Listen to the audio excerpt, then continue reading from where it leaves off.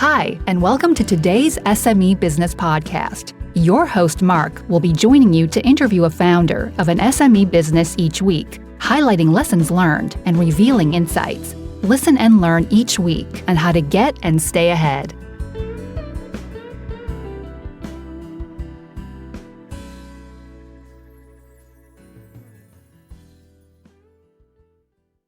Hi dear listeners, thank you for tuning in for the next episode of the SME Business Podcast. Today we're joined by Colleen Tartow Ph.D. from Starburst Data. She has spent more than 15 years in the data, engineering and analytics space. She did a PhD on astrophysics with a dissertation on the potential feedback mechanism between the intergalactic medium and dwarf starburst galaxies. And Starburst Data is a data access and analytics company developing an SQL query engine. Welcome to the show. Thank you. I'm happy to be here. So to give it a bit of intro to people listening to the podcast, of course, I know you a bit more already, but so can you tell listeners a bit more about yourself and how your journey went? Yeah, absolutely. Thanks, Mark. So I am Colleen Tartow, and I'm a director of engineering here at Starburst Data in Boston. And I do think I've had a bit of a roundabout journey, but maybe one that's not so uncommon. I began my career in astrophysics, and I'm very impressed that you got the title of my dissertation. That's a first. I'm really impressed by that. As you said, I was studying the intergalactic medium, which is the space between galaxies.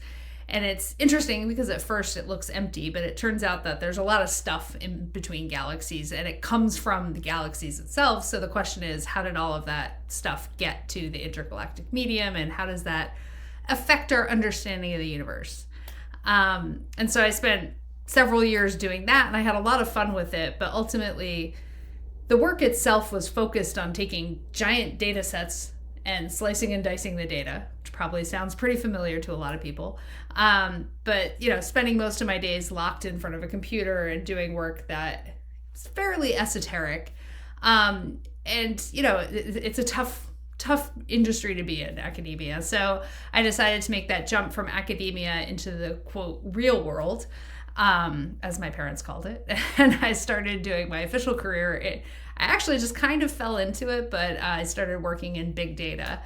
And, I worked in big data for a while, and then I started to think about, well, what are people doing with this big data that we're helping them get a handle on? And so that sort of turned into a career in analytics and data science. And that's sort of always been my passion, is data and data science. And that's really what I had been doing all along.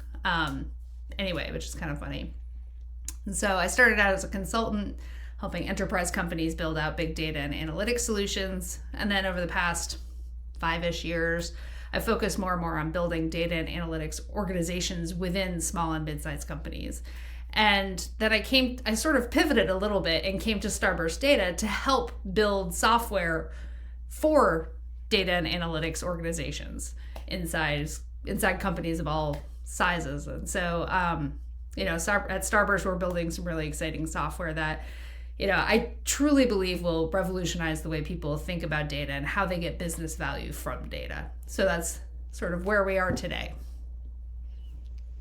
Yeah, so I was gonna say, the astrophysics background, really cool. Dear listeners, I'm sitting here having massive imposter syndrome now. Just for FYO, I have a daughter that wants to be an astronaut and has a telescope. And I like to think that at one point I will understand dark matter. I sometimes pretend I star in Stargate Atlantis and go to Stargate. Those are just, I guess, fantasies for most of us, I guess. So I'm not going to pretend I know this kind of thing. So maybe at one point my daughter can teach me.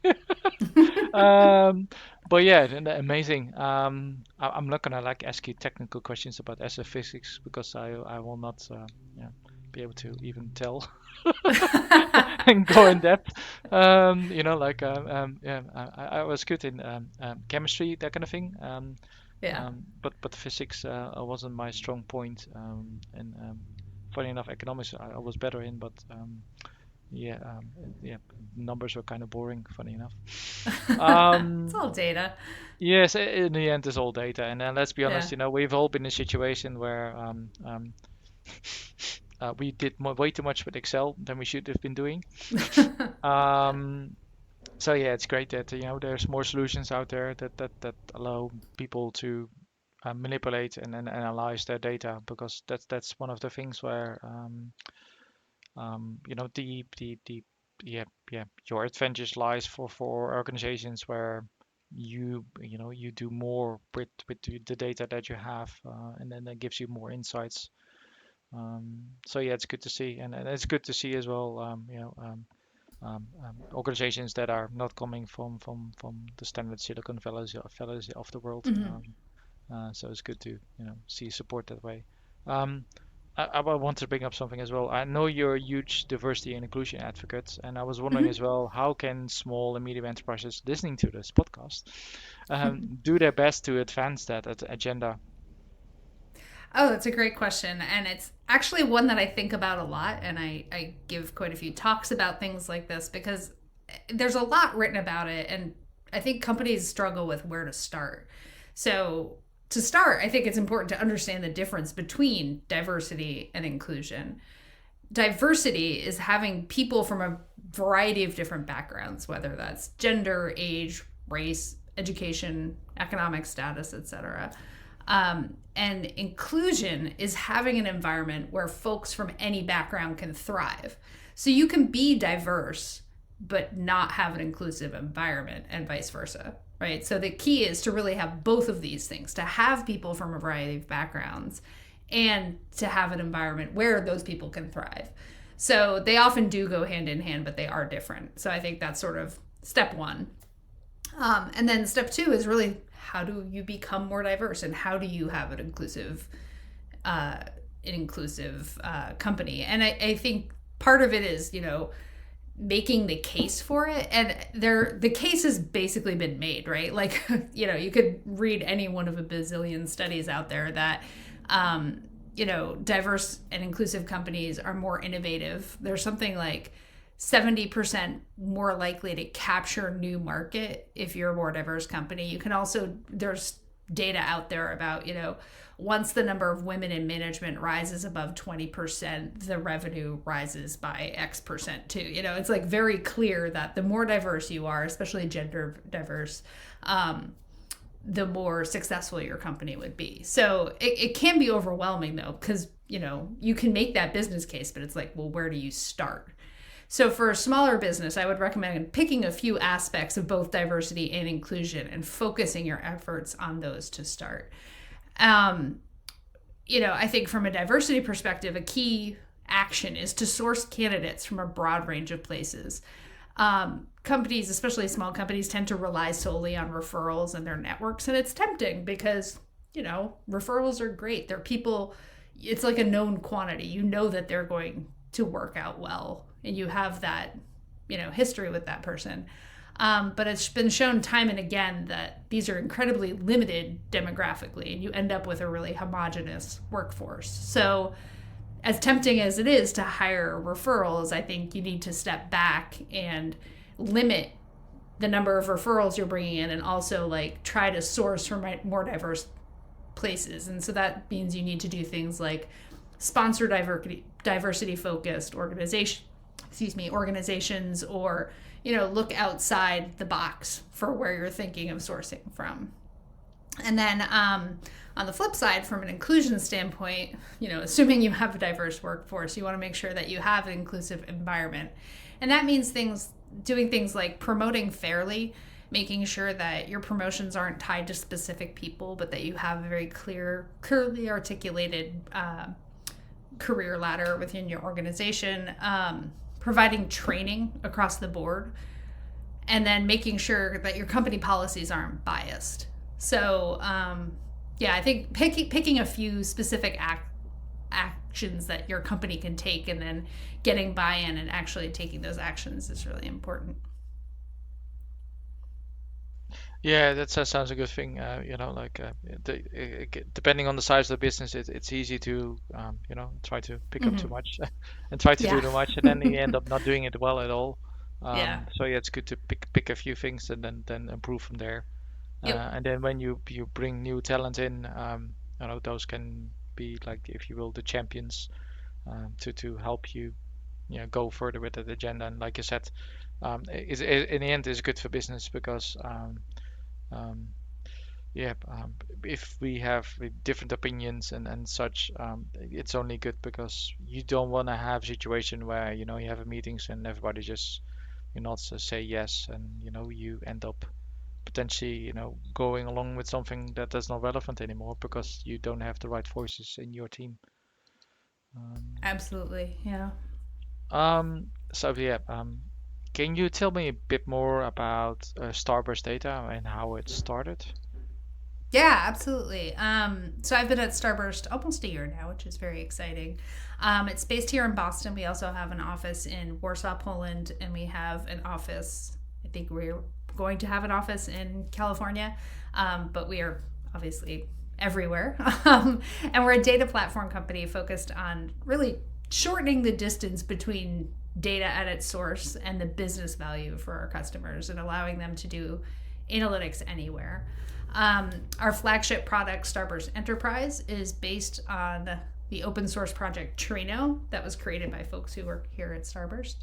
Trino was created at Facebook about 10 years ago. It was originally called Presto, and it was created in order to solve the data and scalability challenges that companies like Facebook see a lot. And that's things like the fact that you have to move the data away from the source in order to do analysis on it. And that inherently introduces a lot of complexity and complications. And so, at Facebook, they were like, hey, let's not move the data in order to do analytics on it. And so they created this product now called Trino. It's gained viral adoption. And then Starburst Enterprise was created as the enterprise version of the open source project. It was first launched in 2018. And, with the ubiquity of cloud and Kubernetes, we can really run virtually any environment. We can run on premises, we can run in a data center, but we can also run on any cloud environment. And so the idea is that you connect directly to your data at the source, and you can just use SQL to talk to your data, which is, the lingua franca of data. And so everybody knows SQL. And now we're breaking into the managed services side of things by offering Starburst Galaxy, which is essentially Starburst Enterprise as a service and then some. And so we host the infrastructure. And that's actually what my team is working hard on delivering. And we're in an early access phase now, and we're seeing really great feedback from our beta customers. So we're very excited about that. Yes, and I was gonna say, I've read about the announcements, so you already know, yeah, it's such a big thing, and I can see, especially, the managed bit of it makes it easier for customers that might not have the technical bandwidth to manage such a thing themselves. And yeah, and then the data, the data that's being collected by organizations is getting bigger and bigger.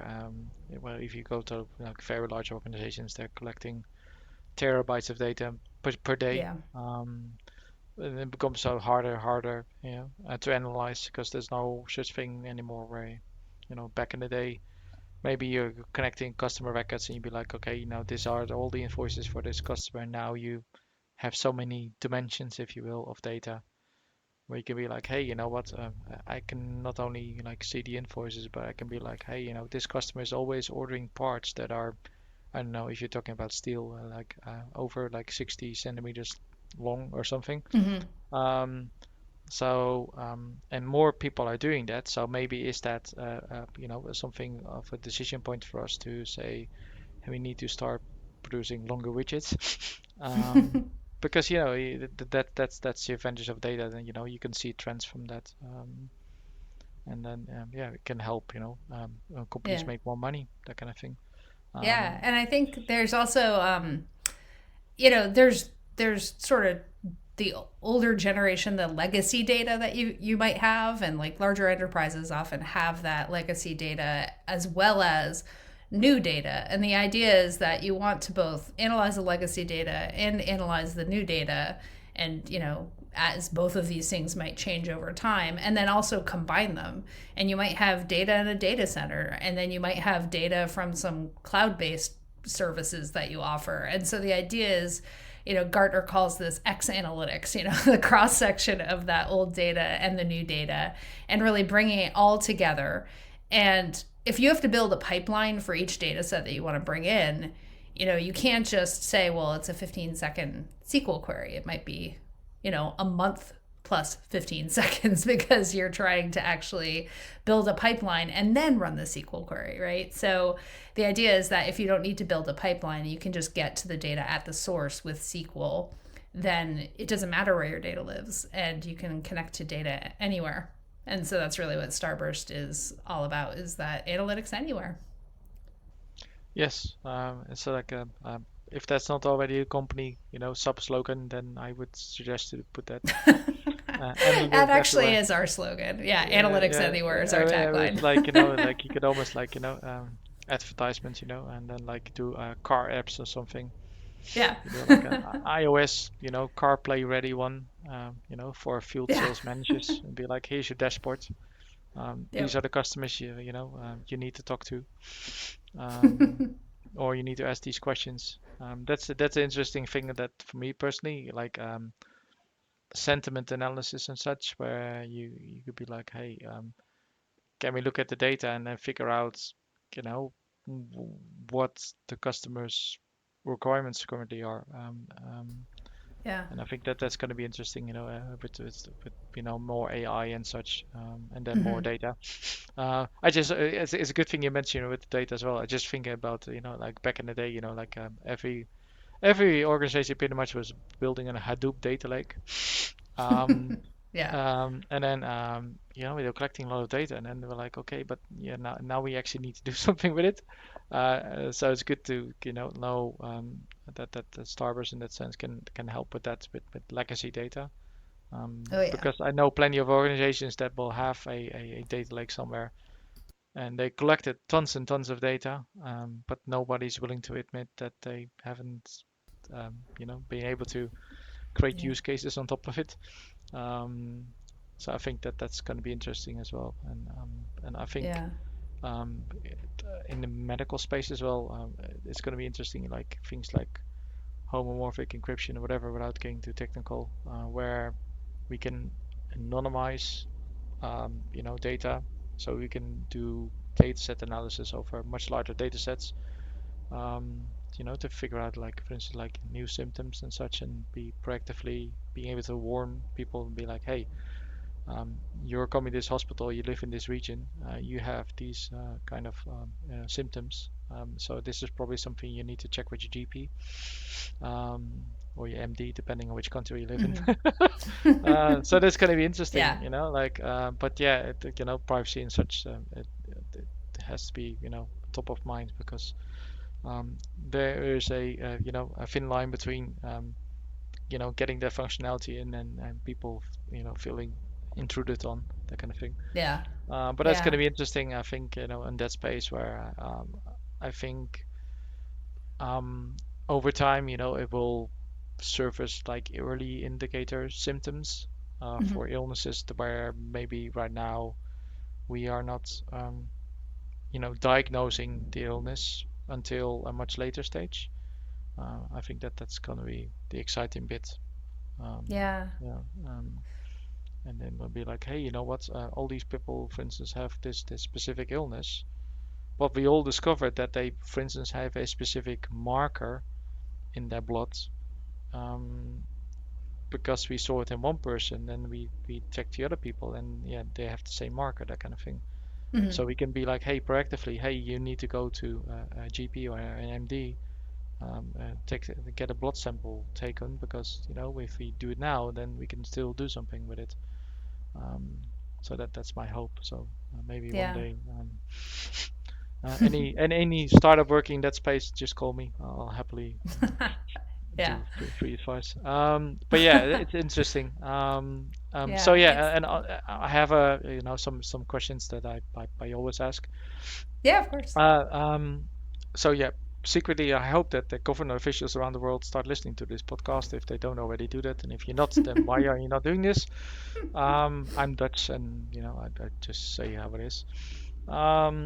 So one of the things is that this question is like, what could governments around the world do better to help small businesses grow?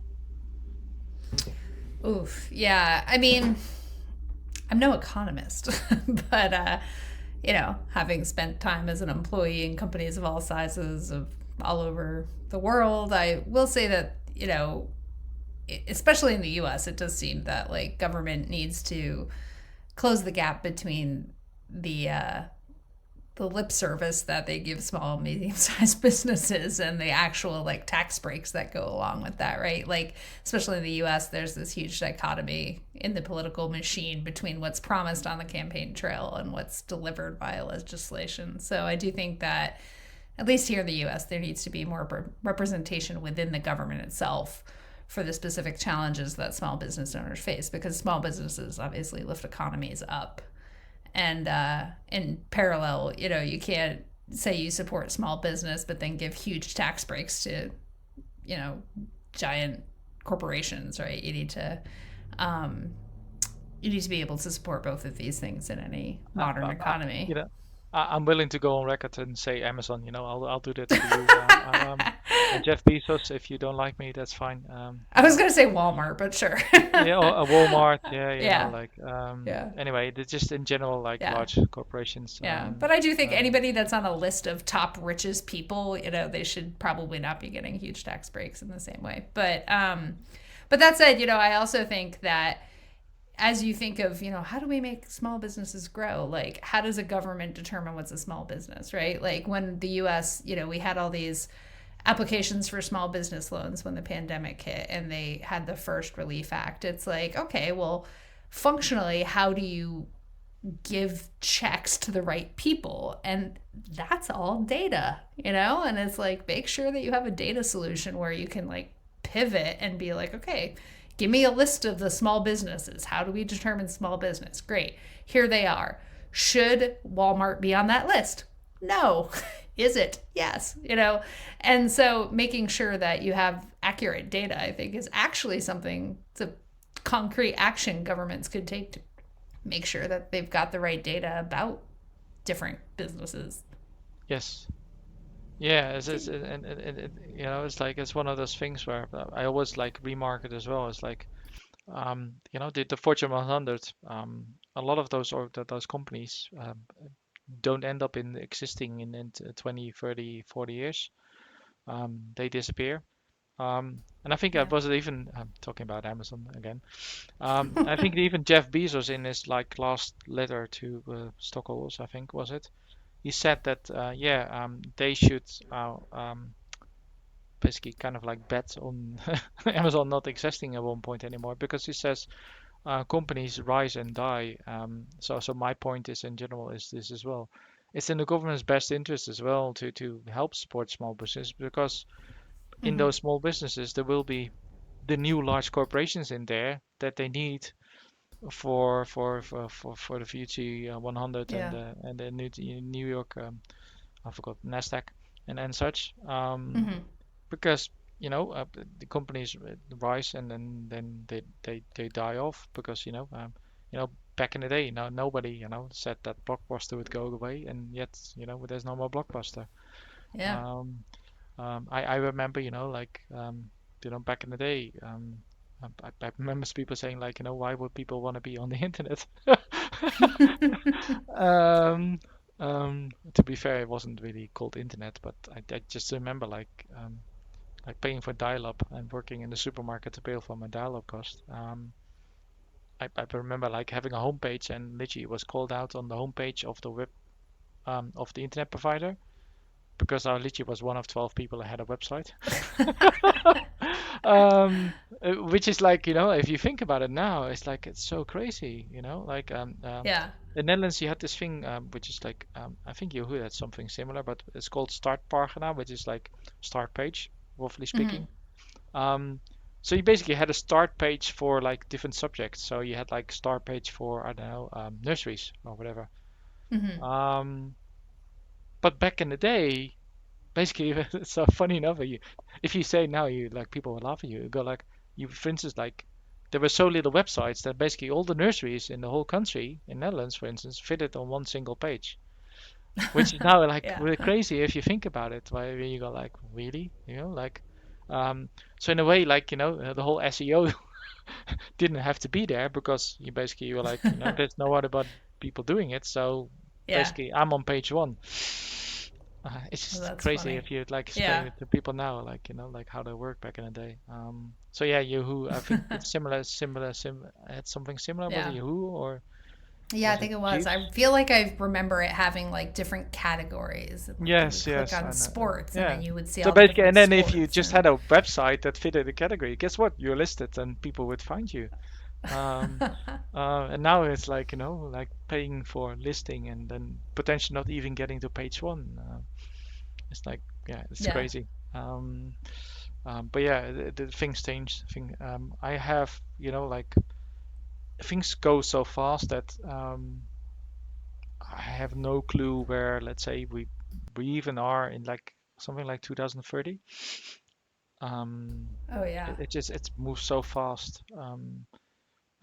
Personally, like space background, personally, I can't wait, till we put a rocket on Mars, um, as in with Yeah. astronauts and then come back Yeah. safely. Well, Um, we just but had a helicopter fly on Mars today. yes, yes, I know, which is cool as well. And then it was running Linux, um, which is Yes, quite it funny. was. Like there's a nerd joke in there where like I think you know this one as well. I'm sorry, podcast listeners, but like there's this recurring joke of Linux on the desktop, um, where like this year is going to be the year that Linux breaks through on the desktop. Um, so then there's a lot of like Linux people, and to be fair, I was one of those hardcore people as well. Yeah. I was like, they were like, okay, well, maybe we're not running on the desktop everywhere, but we're flying a helicopter on Mars. So I was like, okay, okay, I'm giving you this one. That's a good one. Yes, I will. yeah, I will counter that. I just made this up, but this is my new joke. yes. It's running Linux on Mars. It would have flown yesterday, but we had to update some drivers. That's if it's running Windows. Yeah. Yeah. Download some Um, DLLs. yes, yes, yes. Yeah. But it's amazing what they do. Like I have some like ARM boards myself, and then what you can do. It's amazing what you can do with the FPGA, where it's like a small development board, and like I literally don't know 75% of what it can do. And then you realize like this little board that you have is like 100 200 times more powerful than what they used to land on the moon before, Hmm. which is like Yeah. baffling. Where I sometimes like you see kids and walking around like 12-year-olds or something with a phone, and you go like, that phone that you're using for like Instagram or whatever. um yeah, that phone is like 100 times more powerful, then than showing YouTube video. Then there's rocket that what they used to land on the moon. And guess what? There's a famous picture about I forgot, now I have to the woman that wrote the codes on the like the Oh, tractor Margaret feed paper. Hamilton. Yes, with the Margaret tractor feed. Hamilton. Yes, yes.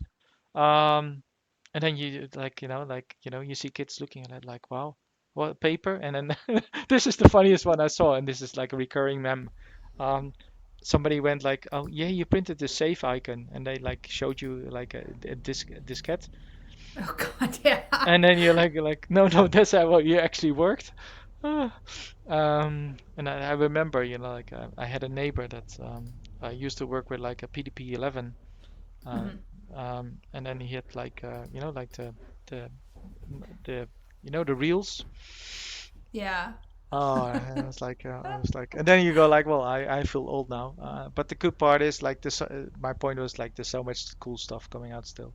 Oh, totally. Um, so yeah, going back. And going off the rails already. If a budding entrepreneur would ask you for one piece of advice, what would it be? Ugh. Um, I think I would say they should focus on creating an inclusive culture and hiring a diverse workforce from the start.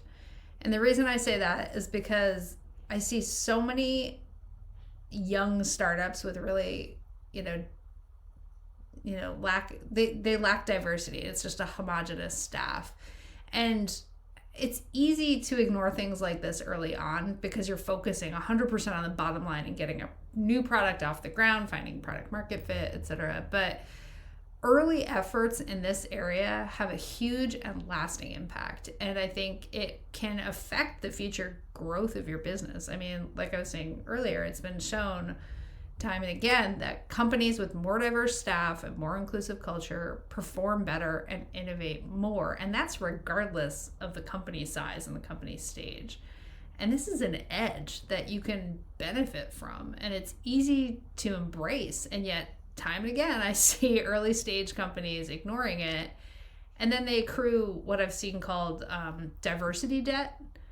And they have to try to tackle it later. And it's harder to do later. And if you start with a diverse workforce and an inclusive culture, and you start thinking about these things early on, I think you can really get ahead in a way that a lot of companies don't seem to realize. So if I'm talking to an early entrepreneur, the advice I would give them.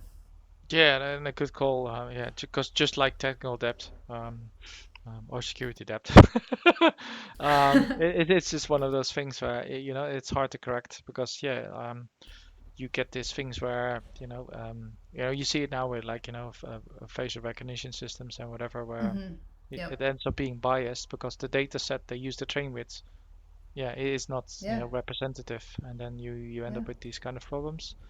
And then a bit of like a fun question to end this recording is, if you had a magic wand, what would you want to make happen? So this is a really tough question, but I like a challenge. I do have a question. Am I limited in how many times I can use the wand? No. So can I undo things that I've done with it? Like what are the parameters? So the parameters or the guardrails. I need the rules. No, I don't know. I should write like a FAQ for this. Anyway, so you can do one thing multiple times, or you can just do one thing one time, and you can't undo things. So it gave you an idea. What a guest have said. I want a COVID vaccine for everyone in the world. Yeah. Of course, that's where it ends, and I can stop talking because it's like perfect guest. I mean, obviously, I'm going to steal that one. Yes, I would like a COVID vaccine and with 0 side effects and instantly available and instantly effective and no boosters required. Yes, that is one thing I'd like. So I'm going to put my own parameters on that. But I mean, obviously, I'd also do things like end systemic racism and get rid of the thought that people have in their heads that a person's worth is somehow tied to the way they look or the color of their skin, because that is just frankly stupid on a galactic scale. So there's one thing I think I could just like wave my magic wand and do. And I'd also do things like cure childhood illness and malaria and COVID and then of course I'd like and hunger, and I'd like buy myself a Maserati and make sure that my kids' college funds are full and pay off my mortgage. So, and I'd also, so I feel like there's like the little tangible things in my, fix the leaky faucet. And then there's like fix systemic racism. And there's probably a whole spectrum in between. But those are the things that come to mind there. There's so much stuff, like, for instance, one of the things like, I would like to be in position that I can retire, but actually also build skills. Where it's like, okay, that's kind of like that's hard. I just want to like go to like third world countries and like literally build schools. Totally. And then, one of the things I thought about the like tech stuff was like coming with like almost like I don't know, like solar powered like stations, like mini. Mm-hmm. Libraries / education facilities, if you will, but that they need to be rugged, of course, that kind of thing. Again, if somebody wants to do that kind of startup, do call me. But it's like it's one of those things where there's gonna my general point, and this is the good thing about COVID, is that remote is more normal now. There's so many people out there that are absolutely brilliant, but because they were born in the wrong location, they might not even get to a point that somebody will listen to them, which is the sad bit. Yeah. So yeah, that's my hope, that changes, because I know there's going to be lots of people, just for instance, like bad broadband, where because they have a bad internet connection, it means that, for instance, Hmm. they are not in position to, I don't know, like do something simple as running webinars, Hmm. because their local infrastructure would not even be able to do that. Yeah. And I'm not even talking about consistent power. You know what I mean? Yeah. Like you and I can be Yeah. like, hey, you know what? Even if it occurs, we can be like, hey, well, let's get a generator, and like I can run the laptop off my generator if necessary. Um, while there's other countries where it'd be like, hey, if we have power, 2 days a week, we're already lucky, that kind of thing. Yeah. So yeah, removing those barriers, that would be great. But there's just so much to do, because let's be honest, now Yeah. with vaccines, there's a lot of developing and third world countries that don't have vaccines yet, because Yeah. the richer And they countries don't. like the UK Yeah. are now buying up all the vaccines. Yeah. But the problem is that those other countries also need the vaccines, because otherwise they become even more dependent on the richer Yeah. countries. Well, and they don't have the distribution mechanisms in the same Yes. way, and so that's cool. So I will say, now you're making me feel bad about wanting a Maserati with my magic No, no, wand. no, no. I've done nice things as Can I well. still get my Maserati? Yes, No, yes. but you're right. I still want to Aston Martin, but I don't know if Oh, I'm ever okay. gonna get one. But we'll see. We have to hope. Oh, maybe a I would say Lotus. I'd like to thank you for your time. Of course. It was a pleasure. Hopefully for you as well. Um, Absolutely. Yeah. for the listeners at home, wherever you are, may that be in a submarine, in a space station. If it is, then do let me know. Like a shout out for my daughter.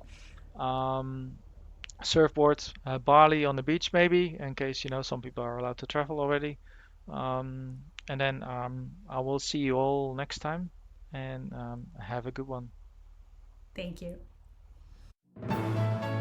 Thank you for tuning in this episode. I hope you enjoyed the show, and I look forward to having you tune in again next episode. See you next time.